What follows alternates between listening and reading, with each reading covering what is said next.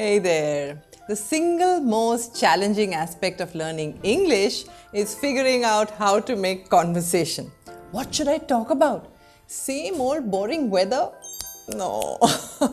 Too many personal questions? Oh God, no. If you're looking for those perfect sentences and questions that you can use to ease into a casual conversation, whether it's at a party, an online meeting, maybe a brunch with friends, or just the office, then you've come to the right place. So let's get going. Hey, this is Chetna and you're watching ChetChat. It's a Friday once again, and this is day 16 of our 21-day English speaking course, where you're gonna get my top 15 sentences for casual conversation. Now with these sentences, you're gonna sound like an advanced English speaker who can make fluent and interesting talk. Make sure you use at least a few of these in the week, and go back, by the way, and check up the 15 classes in the playlist called 21-Day English Speaking Course. Now, at number 1, I've heard so much about you, I feel like we are best friends already. Making casual conversation in your own friends group sometimes tends to be easy. But what happens when the friends group sort of mix with each other? So let's say you've been invited to your friend's birthday, but she has also called her cousins over. You can use this phrase for a start. I've heard so much about you, I feel we are best friends already.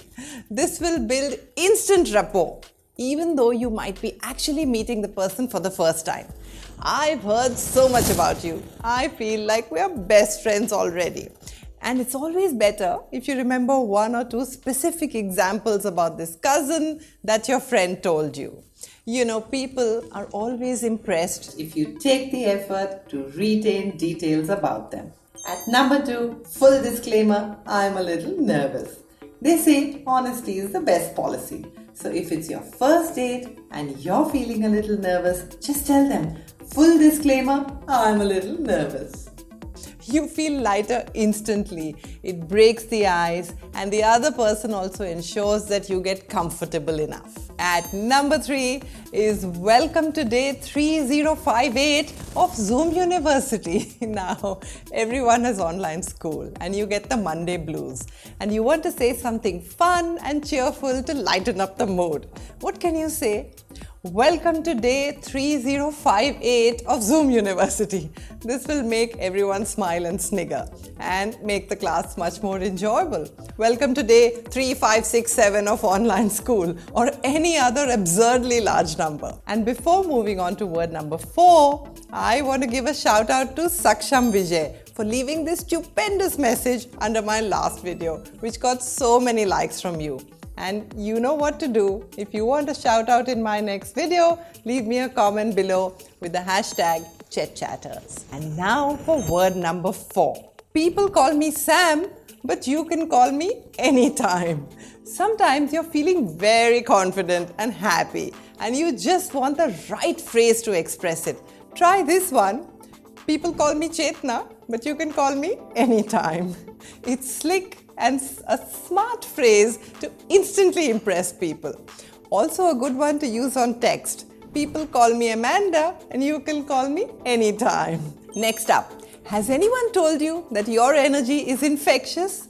Or has anyone told you that you have a contagious smile? Sometimes the most difficult thing about making a conversation is just starting. Once your first few words are out, after that you're good to go.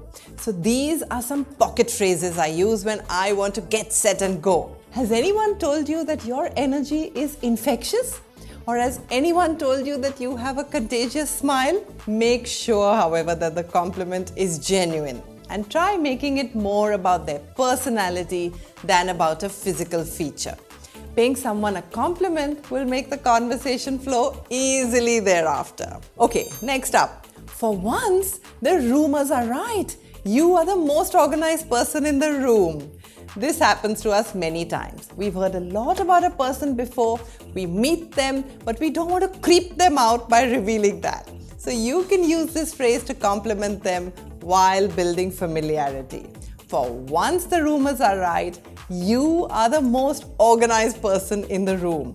Or, for once the rumors are right, followed by any good trait that you've heard about them. Pro tip, after this, they might ask you, where have you heard this? And then you can bring up your mutual friends to continue the conversation.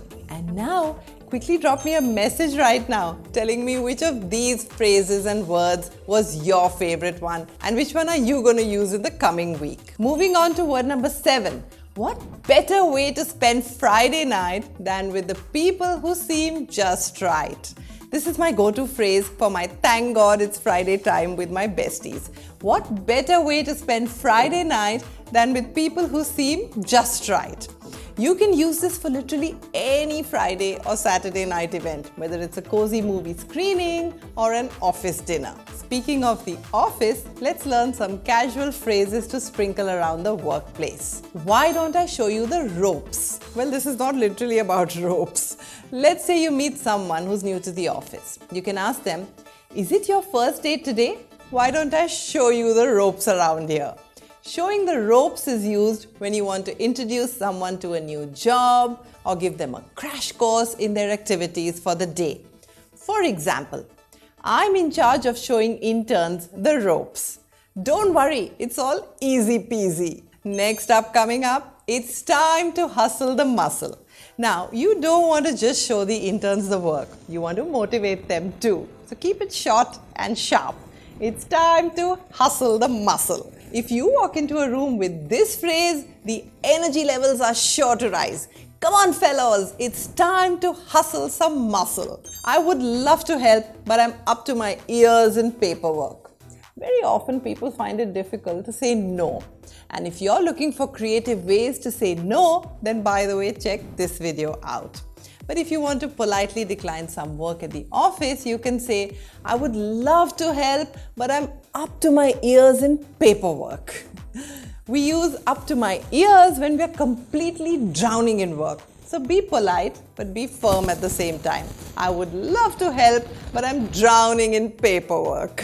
Whichever team loses the match will foot the bill. There's a friendly match between the girls' football team and the boys' football team. And the loser must give the winners a treat.